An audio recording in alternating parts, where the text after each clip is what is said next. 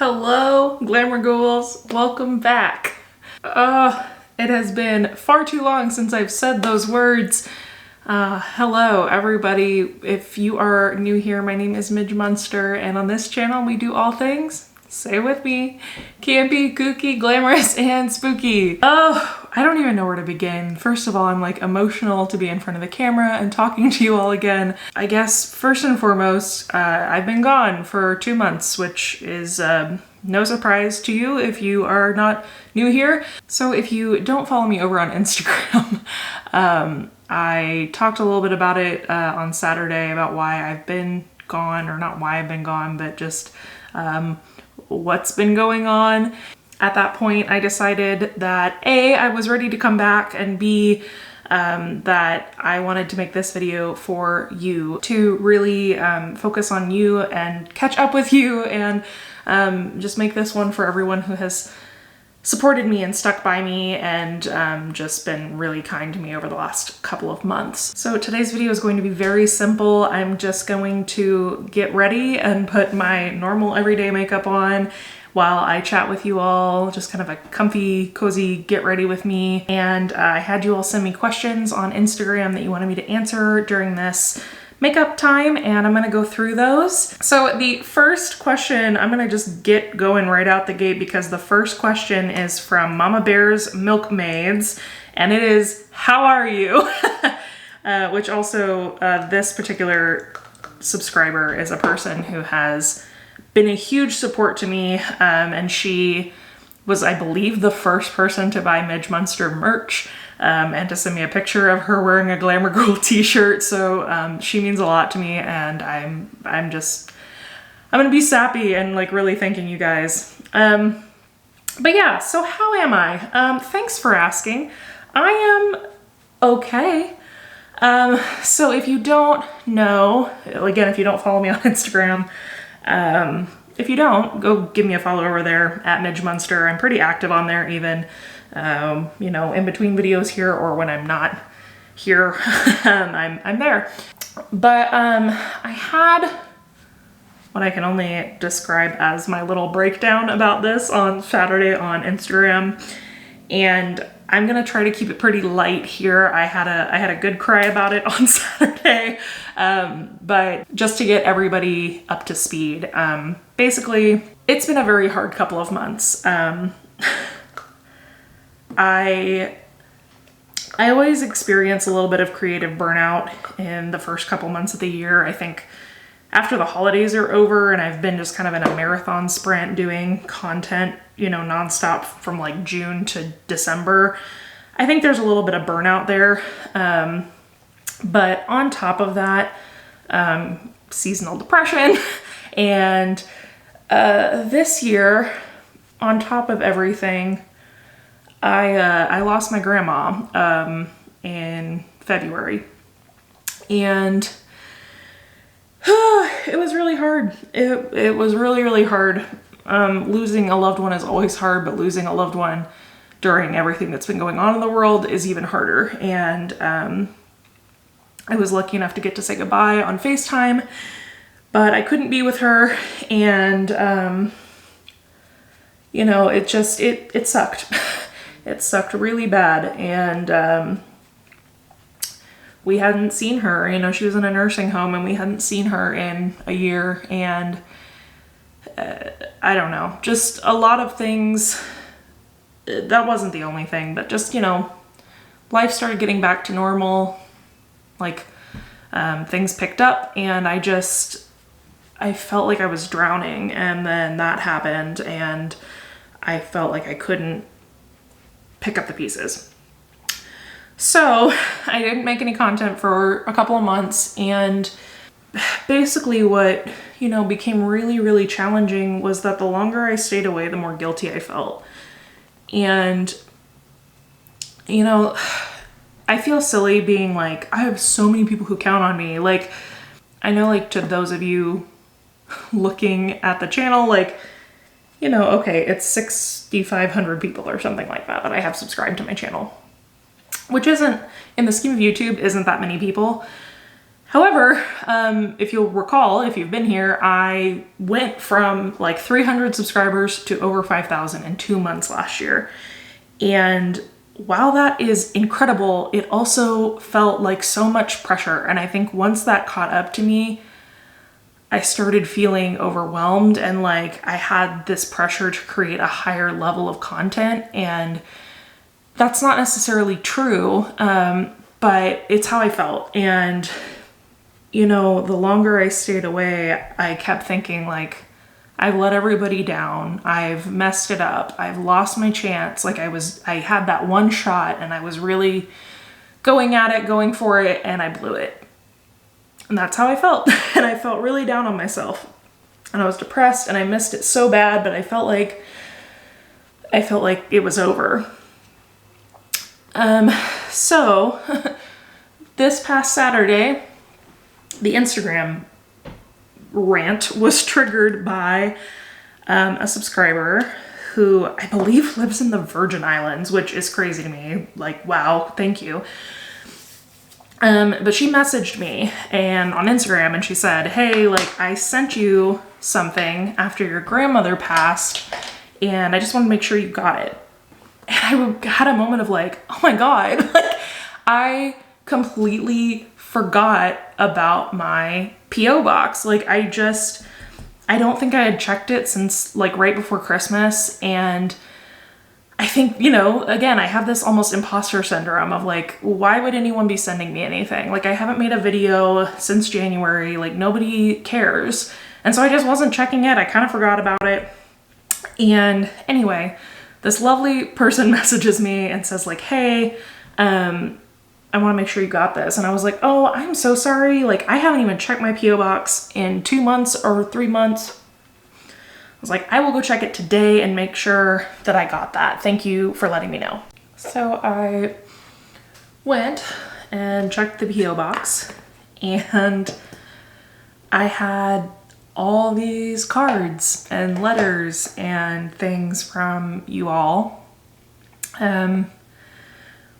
And it was awesome. And I won't get like into it, but basically it just meant a lot. And it was the reassurance that I needed that people gave a crap about what I'm doing here and actually cared, and that I was doing something that I was like supposed to be doing, if that makes any sense. Kind of got my confidence back, I guess, and my excitement. So, answer to question 1, how am I? I'm more hopeful and excited than I've been in a long time, so I'm good. And I promise the answer to every question isn't going to be that long, but basically, I guess I wanted to catch you all up about where I'm at, and I don't want to make excuses. I wasn't, you know, it's not an excuse. I needed a break and I needed to take care of myself, and now I just want to get back at it full force and move on. That being said, question 2 is from Inkfall, which if you don't follow me on Instagram and you didn't see this amazing picture that she did of me just recently based on my latest photo shoot, I am obsessed. That's the second time she has drawn me now, and I am so thankful. She's so talented, and I can't believe that I get to be a subject of her art. But Inkfall asked, what are some things that have helped you stay sane and grounded over the past year? Great question. This, first of all, and I think overall this last year I've just focused on doing what legitimately makes me happy and not catering to people and trying to like create a false sense of like happiness.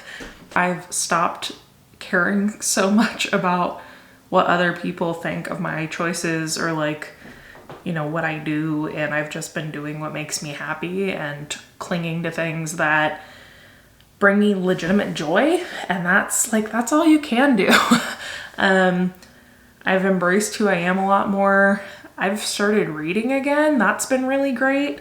I think if anything, this year has taught us all that life isn't that long, and like everything can be kind of taken from you in an instant. Like your whole life can change overnight in ways you would never expect, which is scary, but also I think gives you all the more reason to live your life exactly how you want to, because at the end of the day, like nothing else matters. 100 years from now, it's not going to matter what you wore on Tuesday. Like it's going to matter that you lived your life in a way that made you happy and that you shared it with people that you cared about. It's Nicole asked, what's something you're looking forward to this year? Welcome back. Thank you. Hopefully traveling again. I'm very excited. My husband and I are actually both getting our second COVID vaccine dose this week. And after I got my first one, that was like, I felt like it was the first time I had breathed in like a year. Like it just feels very exciting and hopeful that there's kind of an end in sight. And yeah, my husband and I have never actually like properly traveled together. We've been on vacation like with his family, and we've been like on college trips together, but the two of us have never gone away together. We didn't take a honeymoon because we literally took, it was 2019 we got married, and we took a week off of work for our honeymoon where we just stayed home together because we were like, that's gonna be so nice. We never just like stay home together. If we had only known what was coming. But yeah, so traveling, I'd really like to get some travel in, and honestly, getting back into content, and Halloween season is almost upon us. So that's very exciting. Like June, July, we'll start seeing what's out there for Halloween this year. I'm very excited. Lily Static asked, favorite play or musical you've ever seen? Actually, it's kind of a weird one. So my husband and I, like I said, we went on some school trips together, and when we were in college, because I went to school for theater, we went on a trip to New York, and I got to see an off-Broadway production called The Woodsman, and it was a bunraku, which is like Japanese puppet theater, a bunraku telling of the story of the Tin Man. And there was no dialogue. It was all like told through kind of like almost radio sound effects. Like they did different sound effects with their mouth and, you know, boards and different stuff and puppetry. And it was so cool. It was my favorite thing I've ever seen. If you can, Google it and see if you can find like some clips, because you wouldn't believe how stunning it was. It's my favorite piece of theater I've ever seen. I hope I'm saying this right. Grace Sidhe, S-I-D-H-E, sorry, said, I'd love to know if you decorate for spring and summer, favorite year-round decor highlights.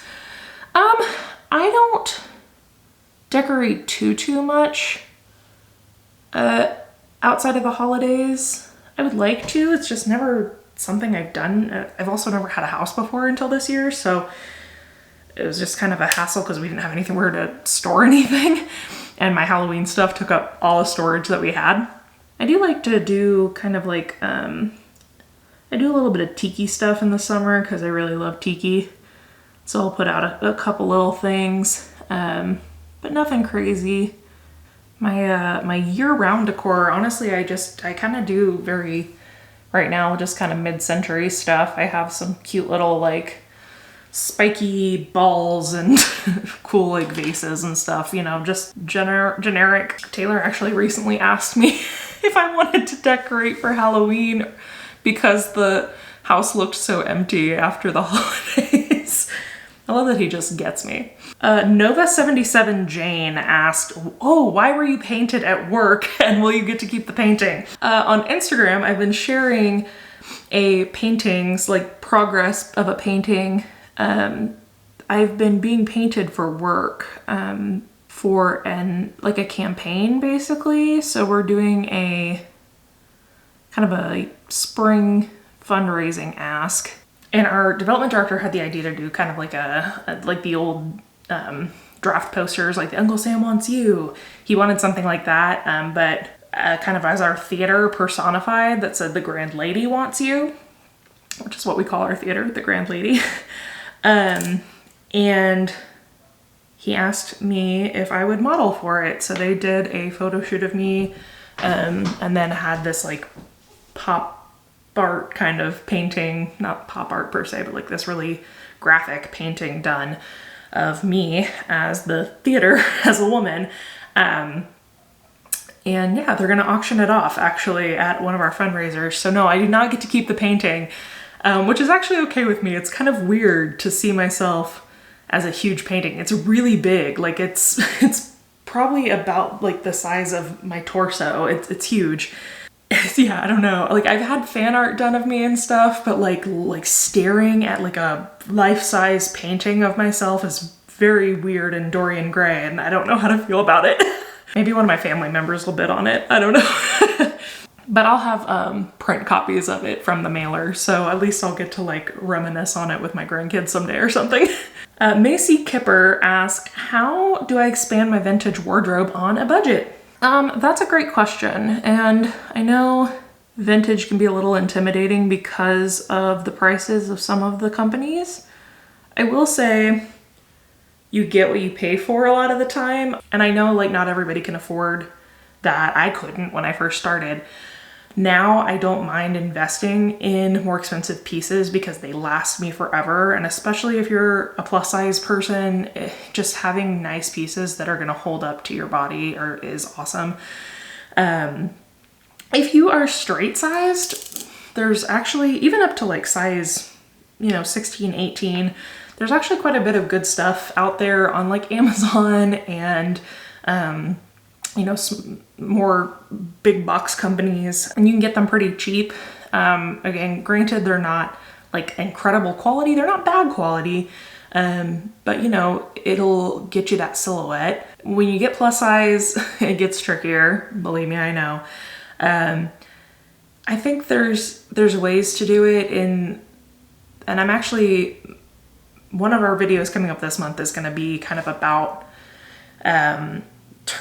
finding modern pieces that are affordable and making them look vintage, because a lot of looking vintage is about your hair and your makeup. So I would say really invest time in learning how to style your hair and do your makeup in a way that looks vintage, and you can make an outfit look a lot more vintage just by doing your hair and makeup, and that doesn't cost you a thing. Other than that though, find some nice just simple A-line dresses, some cardigans, things that you can find pretty cheap at like Walmart or Target, and just schmooze your way through it until you can get some pieces, maybe that you like, some really stylized pieces that you want later. And just build up your basics, peasant tops in solid colors, skirts in solid colors, cardigans in solid colors. You can mix and match a lot that way. Oh my God, it's Angela asked, what is your favorite childhood Halloween costume? I don't know. I had a lot. Probably like, I went as Jessie from Toy Story one year. I really loved that. My mom made the costume. It was really good. Or maybe like I went as I Dream of Jeannie one year and I really liked that. It was super cute. Creative Curls and Art asked, you've mentioned getting more tattoos. Would you mind sharing what you already have? So I only have one tattoo, and it's this one. I don't know if you can see it very well in this lighting, but it's a bee with some flowers. I got it in 2020. It was my first tattoo. I waited a long time. I've always wanted one, but I have commitment issues in that regard about like changing things about my body, and so I was very nervous about getting something and hating it. But I love this tattoo. My artist's name was Paige Henshaw, and she's amazing, and I love this tattoo. I got it because I opened my shop in 2020, which is called The Beehive, and so I got a bee, and yeah, I love it. It's colorful. I can't wait to get more. I really like tattoos, and it didn't hurt as bad as I thought it would, so now there's nothing stopping me. The Angel of Sweets asked, do you like coffee flavored ice cream? Yes, I do. I like coffee flavored anything. I love coffee, and I love ice cream. Those are two of my favorite things, so spot on. Kind of in that same vein, from LA to Venus asked what my favorite snack is. Popcorn? I love popcorn. I really like Cheez-Its, but they give me heartburn, so I stopped eating them. But I like salty snacks. Like I like sweets a lot, but when I'm snacky, I usually want chips or popcorn or something small and nummy and salty. Simply Richie Joel asked, who are your biggest fashion influences on your aesthetic? Gosh, I don't know. Right now, somebody I'm really loving, not like a celebrity, but she's an Instagrammer, and I think her handle is Darling Heart. I really, really like her. I find that my fashion's kind of evolving right now, where I care a lot less about looking like authentically vintage, which for a long time I was trying really hard to fit into the like pinup mold. And so I was trying to be very like authentic, pin-up-y.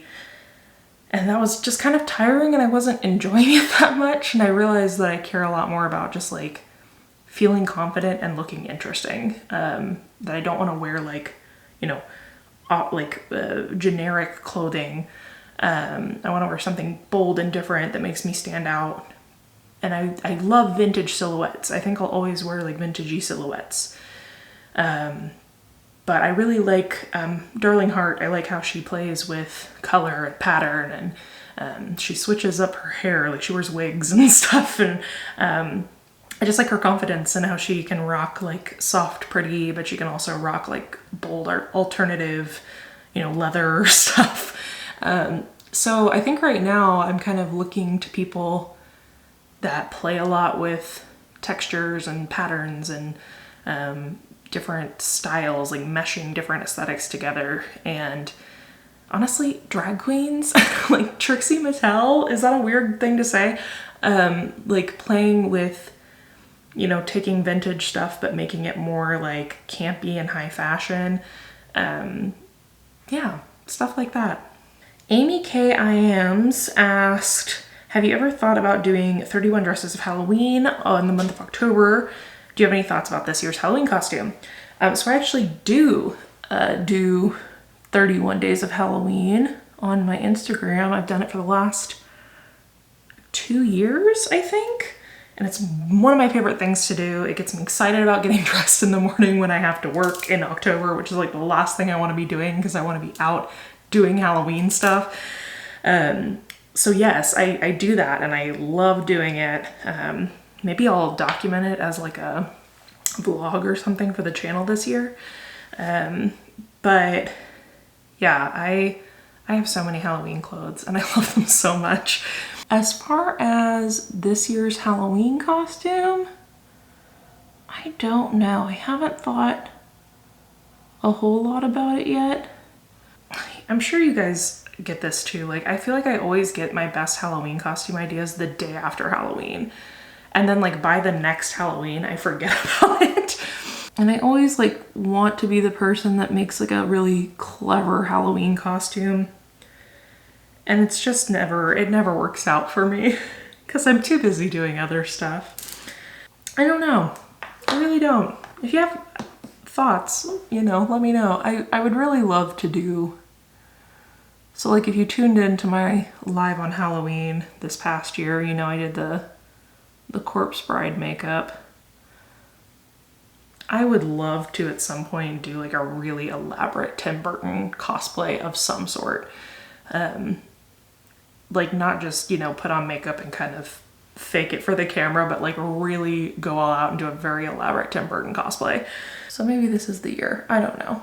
Also, you know, some of the best Halloween costumes I think are like pop culture references, and not a whole lot's happened this year yet. Like last year in March, Tiger King had happened and I was like, well, everybody's gonna be going as Carol Baskin and Joe Exotic, because like why wouldn't you? That's hilarious.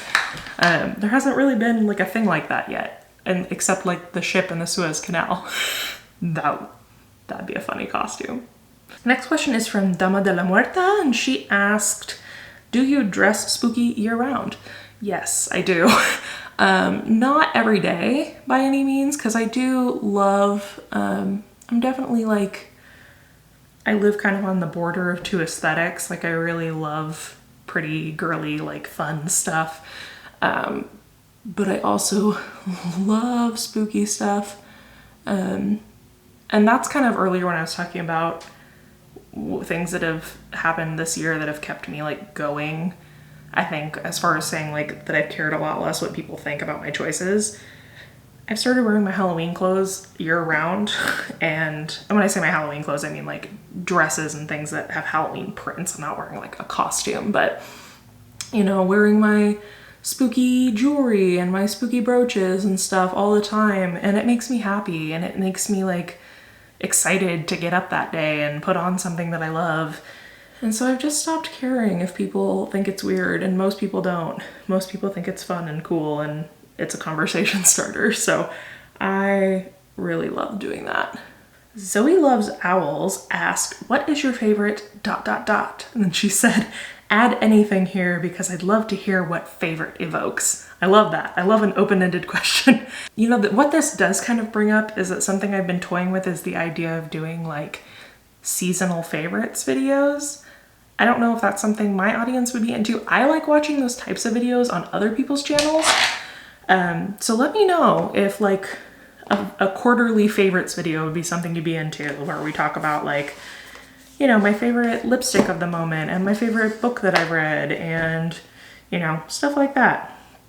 What snack I've found that I really like, what my favorite, you know, outfit at the moment is, that kind of stuff. And also though, the fact that her name is Zoe Loves Owls is perfect because owls are my favorite animal. So there you go, Zoe, that's my favorite. Spooky Shelby asked, how do you keep the Halloween spirit alive by incorporating spookiness into every day? Again, wearing my spooky clothes all the time is a big part of that for me now. And, you know, I feel like it's like this ongoing joke now because I've been living in this house almost a year, and I started working on this studio pretty much immediately, and it's still not done.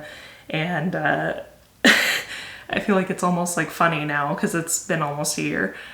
But I think, you know, if you're really a spooky lover and you have the like space to do it, make yourself like a spot in your house that's your spooky spot. It doesn't have to be a whole room. Like even if you just have a little corner in one of your rooms somewhere that you keep a jack-o'-lantern out or something that makes you smile and gives you like serotonin when you look at it, do that. And I've been reading a lot of spooky books, and it, you know, gives me that like excitement, and watching, you know, my favorite Halloween movies year round and just stuff like that. Like just finding the things that, like I said, that make you feel that sense of joy that you get. Like for me, Halloween has always been about the fact that it takes me back to being a kid. Like Halloween was always so special for me, and it brings me that joy of like my inner child. So find whatever triggers that for you and work it into your life somehow, even if it's something small, like a jack-o'-lantern in your corner. Salma Purrs said, this is random, but maybe how you and your husband met. By the way, I love you. Thanks, Salma. Yeah, so I talked a little bit about this in my 5K Q&A, but Tay and I met at an improv audition, and he came to audition. Well, he got dragged to the audition by some of his college friends, and I was the captain of said improv team. And he, very short version, he walked up to me and like giggled and then ran away. And that was our little meet cute. And like 3 days later we hung out when I put him on the team because I thought he was cute. And the team came over and we hung out, and the whole rest of the team left at like 10, and Taylor stayed and we talked till like 3 in the morning, and the rest is history. And we've been together for like going on like 10 years now. So yeah. Adeline Elizabeth asked, what's an outfit that you feel most beautiful in? I love that question. And it totally varies by the day, and like what, you know, as I get different clothes, I get different outfits that make me feel great, and it changes. Right now it's probably that outfit from the shoot that I did with Jenna recently that Inkfall did the artwork of. That outfit makes me feel really good and like feminine and cottagey and just like pretty. or any of my spooky stuff. Pretty much anything from Vixen by Micheline Pitt, that brand, or her other brand, La Femme Noire. All of her clothes make me feel incredible because they're well-made, beautiful clothes and they fit all bodies, and it's just nice to have like a dress that feels like it's made for me that is really nice, you know? So like my Katrina dress, I have a dress from her that's made to look like Katrina's dress from Sleepy Hollow. You'll see that one here on the channel shortly, I'm sure. But that's definitely one of my favorite ones right now too. Alden Wells asked, if you could go on a time travel vacation, when would you go and what would you do? What a great question. Ooh, I think I'd want to go to like Woodstock. I've always been kind of a hippie chick at heart.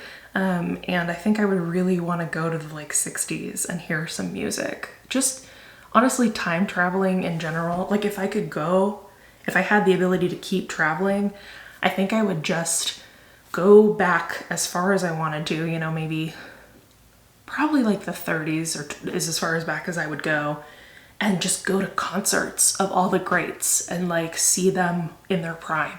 That would be amazing. You know, all like Ella Fitzgerald, and see the Beatles when they were all alive, and like, you know, go to like see Jimi Hendrix play at Woodstock, and just, you know, do like a whole time travel thing of just seeing amazing musicians. That would be the dream. Okay, so I'm pretty much finished with my makeup, so this is gonna be our last one, and it's actually kind of a fun one to wrap up on. So this is actually from a friend of mine. So M. Sapinoff said, I need to hear that creepy AF ghost story about the restaurant that didn't exist. So I don't know if I've ever told this story on the channel before. I have 2 or 3 really good ghost stories that like I have experienced the paranormal.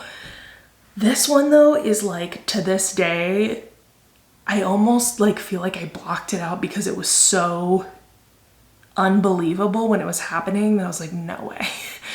So basically my family, I mean, I was probably in high school, I guess, and we went on a vacation for Memorial Day, like down to the lake in southern Missouri. And if you're not from Missouri, southern Missouri's kind of like the boondocks. Like there's not a lot once you get like way down south. It's just a lot of like country and lakes and bluffs, and there's just not a whole lot down there. It's beautiful, but there's not a lot down there. So on our way down there, we saw like a sign, I think, for antiques is what I think the initial like grab was. And we pull into this little like drive, and I shit you not, it drives us through this like ancient cemetery. It was some like haunted mansion level bullshit. Like it was so creepy and old, just like old cemetery, not the nice new ones with the glassy tombstones, like old chisel stone, like carved tombstones. So we drive this like winding road up to this old like school, like it looks like an old boarding school. It's very creepy looking. And we go inside, and there's a restaurant in the first floor, kind of. It's not like a proper restaurant, but there's people at tables eating, and there's all these people that kind of just look like almost like they are outside of the realm of time. Like but that's also like southern Missouri, so it was kind of like, eh. Anyway, they sit us down and they feed us, and it was like chicken and noodles with like biscuits. I don't know, it was very like comfort food. Even right now I'm like, what happened? And we go upstairs, and there's an antique shop. There's all this really old stuff, and I think we found out that it was a boarding school. And I bought this little toy. I wish I had it with me. It's at my parents' house, but I bought this little toy Volkswagen, so I know it happened. I know it was real because I have something from it.